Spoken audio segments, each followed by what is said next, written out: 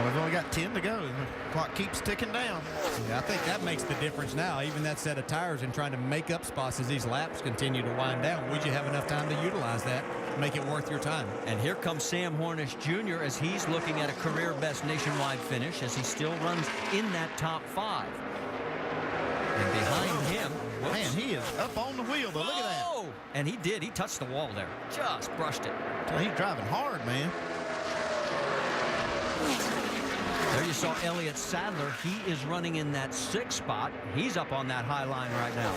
Red Elliott's going, how's he doing that? And I can't catch him.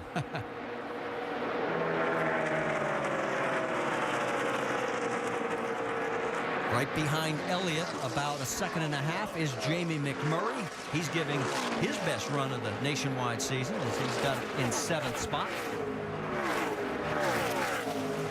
Then just a little bit behind him, there he is, the number 6, the points leader, Ricky Stenhouse Jr. And right now, if he can stay right there and Elliott doesn't move any further, the lead would be 14. Yeah, and he's really minimized the damage today by really hanging in here at what could have been a really bad points day for him. He's been close to hitting the wall a couple of times, been sideways, but he's kept his car in the top 10. The way it stands right now, he'd only lose a couple of points of that lead. And Elliott Sadler, who was running up as high as 2nd in this race, is falling back here, so really could minimize the damage and keep a nice little cushion between he and Elliott Sadler.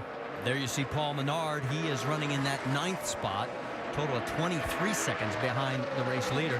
And the guy who really needed to get ahead of both Ricky Stenhouse Jr. and Elliott Sadler, unfortunately, has not been able to do it. Reed Sorensen is the last car on the lead lap. He's 30 seconds behind the front runner in 10th. Yeah, we talked about Reed at the top of the show about how his 1.5 mile program is not as strong as the other two in the points. And today is really not a bad day. I mean, you're talking about 10th place, but still not enough to beat the other guys. Yeah, he's at that stage where he has got to start cutting points off, not just trying to hold damage and damage control. There is your race leader. Brad Keselowsi gives you an idea just how close he is to putting Sorensen a lap down. He was trying to put the June winner, Justin Allgaier, 2 laps down in this race.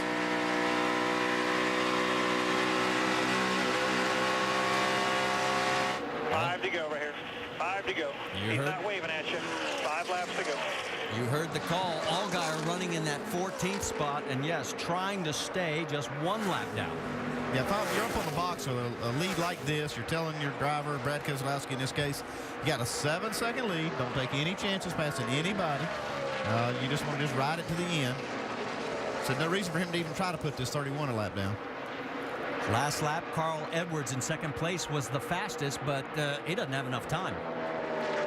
A 7.7 second lead, and Brad's just holding station and taking life easy. Well, we'll see how much this might help Brad Keselowsi tomorrow as he starts in his first quest for the NASCAR Sprint Cup Championship, being a part of the chase. This is one of those places that the Cup cars haven't run. Well, Wolf don't have a notebook as far as that goes. Let's see if they can get some information from this today. And there's that debate that we always hear from fans and other pundits out there. Should he focus on the chase? Is this too much of a distraction? What do you guys think? Well, I think it can go both ways. I really believe that this is the right thing to be doing here at this track for him to be running. And Brad likes to run this car. I mean, you can see why. He likes to win trophies and win races. It looks like he might get that done today. And that helps. When you go into Sunday with a trophy in your hand, that helps. No doubt sleeping after a win gets you up early the next day and makes you ready to go racing again. And you saw 2nd place Carl Edwards. He too will be running in the chase tomorrow here at Chicagoland. 2 laps right here, man. 2 more laps. 3 miles to go here at Chicagoland Speedway. And Carl Edwards, his lead is still 7.5 seconds. He is in total control. He's led 156 laps.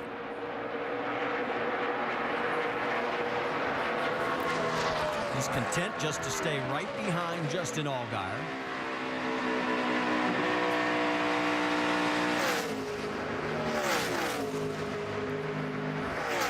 In 3rd place, Brian Scott. He's going to tie a career best. And here we go with the white flag lap. So it's not going to be that dramatic finish like we saw here in June when both Carl Edwards and Justin Allgaier ran out of fuel on the final lap. Instead, it's going to be cruise control for the 22 as Brad Keselowski is going to break that hex. Remember we told you at the beginning of the broadcast, no one has ever won from the first or second starting position? Well, Brad started second, and here he comes for the final time. Still outside. All right, man. Hell of a job right there. That wasn't the most exciting crew chief call. I think I'd have been happier than that. It was like, okay, well, we had this one wrapped up. Yeah. But there you see Edwards and Scott, second and third. For Brad, it's his 15th career win. His last one came back at Indianapolis. And a great run as he leads 158 of the 200 laps. And there you see where Sadler and Stenhouse Jr. Hell of a job on pit road. Let's go. Let's do what we got to do today. So he will go into tomorrow's chase race on a very high note. Let's talk to the happy crew chief there, Doc. Hey, Todd Gordon, congratulations. What was the key to this dominant performance here today? You know, we've been working hard on our race cars, and like this Discount Tire Dodge team has done a fabulous job of not giving up. We've continued to work on making better pieces and better pieces. And I think we unloaded this weekend fast and started the race pretty fast. Just maintaining what we got, keep working hard on making these cars a little faster. Hey, well done. Go celebrate. Thank you. Marty?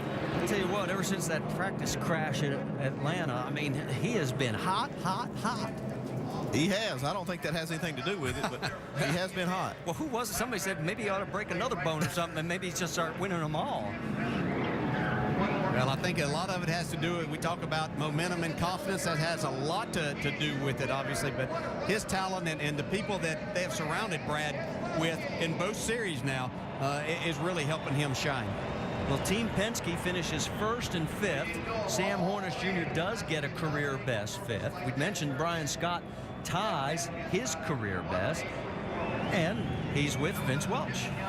Pretty good